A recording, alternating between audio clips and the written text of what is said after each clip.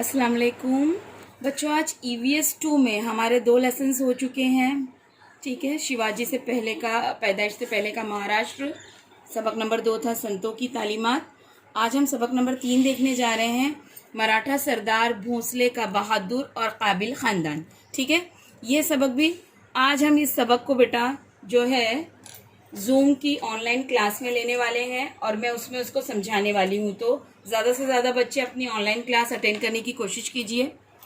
आज ये जो सबक है इसका जो मेन जो है, देखिए मैंने एक खाका बनाया है। इस खाके के बिना अगर आप एक खाका समझ लेते हैं तो सबक समझना बहुत आसान हो जाएगा।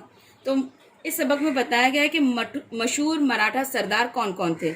मधुल के घोरपड़े, जावली के मोरे, फलटन के निम्बालकर, एलोरा के भोंसले और सिंध खेड़ के जाधव। तो ये जो 5 मशहूर मराठा सरदार हो गुजरे हैं उस ज़माने में, इनके ऊपर जो है ये सबक है। इन तमाम लोगों को लेते हुए मेन इस सबक में एलोरा के भोंसले ख़ानदान जो है उसके ऊपर बताया गया है। तो एलोरा के भोंसले ख़ानदान से थे बाबाजी राजे। ये बहुत बड़े शिव भक्त थे बेटा। और बाबाजी राजे के जो है 2 बेटे थे। इनके 2 बेटे थे मालोजी राजे और विट्ठू जी राजे। हाँ, ये सब एलोरा के भोंसले ख़ानदान से थे।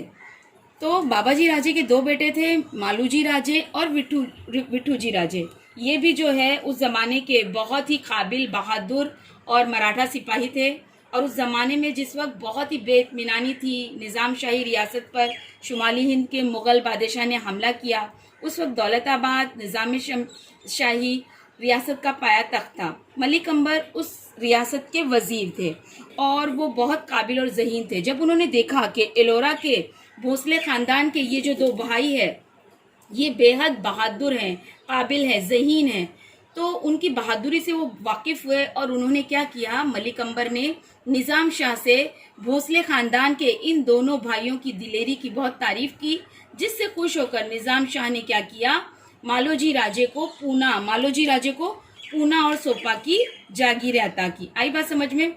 उस वक्त महाराष्ट्र में अहमदनगर के निज़ाम शाह और बीजापुर के आदिल शाह, ये 2 बहुत बड़े बादशाह थे और उनके दरमियान ही बहुत जो है लड़ाइयाँ होती रहती थी।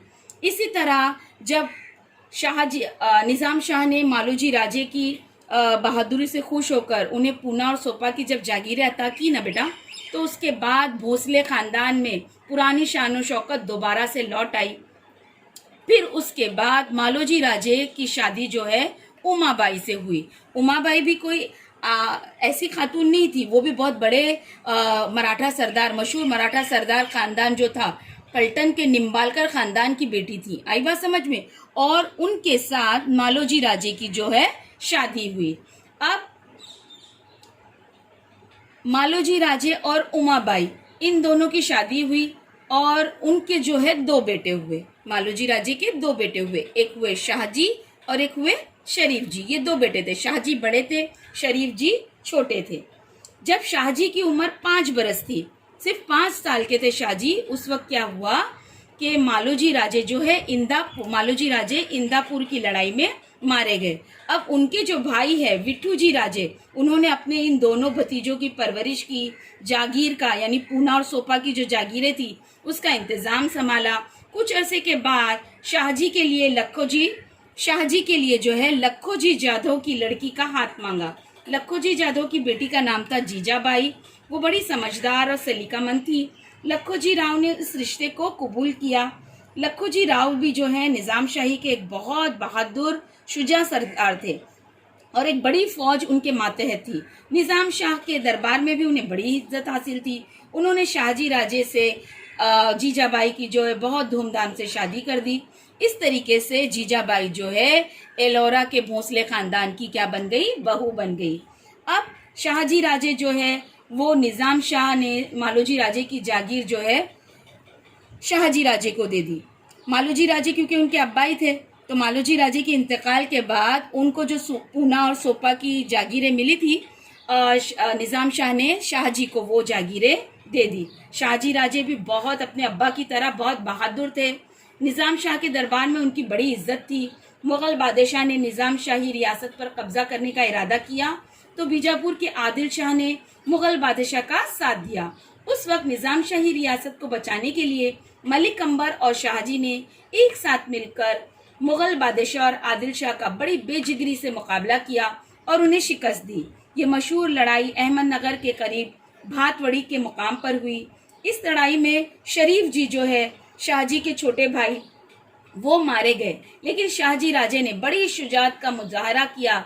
एक बहादुर सिपाही की हैसियत से उन्होंने चारों तरफ से उनकी बहुत ही शोहरत हुई। दरबार में उनकी बहुत इज्जत बढ़ गई।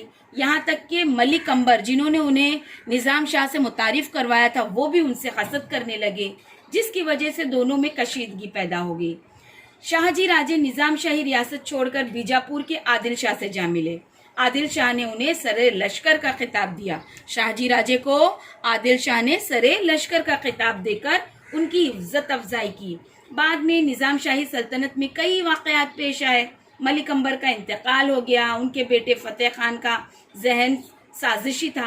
अब वो निजाम के वजीर बन गए और इंतजाम सल्तनत उनके हाथ में आ गया। उनके ज़माने में निजाम शाही सल्तनत का जवाल शुरू हुआ। मुगलों के हमले का खतरा पैदा हो गया।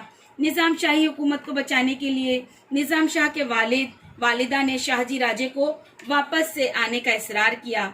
इसलिए शाहजी राजे आदिल शाही सल्तनत छोड़कर दोबारा निजाम शाही सल्तनत में वापस आ गए। तो ये जो सबक है ये 5 मशहूर मराठा सरदार जो हो गुजरे हैं, मधुल के घोर पड़े, जावली के मोरे, फलटन के निम्बालकर, एलोरा के भोसले और सिंदखेड़ के जाधव, ये 5 में से ये एलोरा के भोसले खानदान पर ही ये सबक मुश्तमिल है। एक बार फिर सुन लीजिए। एलोरा के भोसले खानदान से थे बाबाजी राजे जो बहुत बड़े शिव भक्त थे। उनके 2 बेटे थे मालोजी राजे और विट्ठू जी राजे।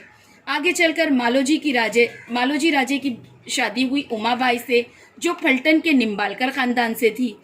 आगे चलकर मालोजी राजे के 2 बेटे हुए शाहजी राजे और शरीफ जी। शाहजी राजे जब 5 बरस के ही थे तो इंदापुर की लड़ाई में मालोजी राजे की मौत हो गई, वो मारे गए। उसके बाद उनके भाई विट्ठू जी राजे ने अपने दोनों भतीजों की जो परवरिश की, जागीर का काम संभाला और फिर आगे चलकर शाहजी राजे की शादी करवाई जीजाबाई से जो लखो जी जाधव की बेटी थी। तो हमें जो है इस चार्ट को समझते हुए सबक बहुत आसानी से समझ में आ जाता है।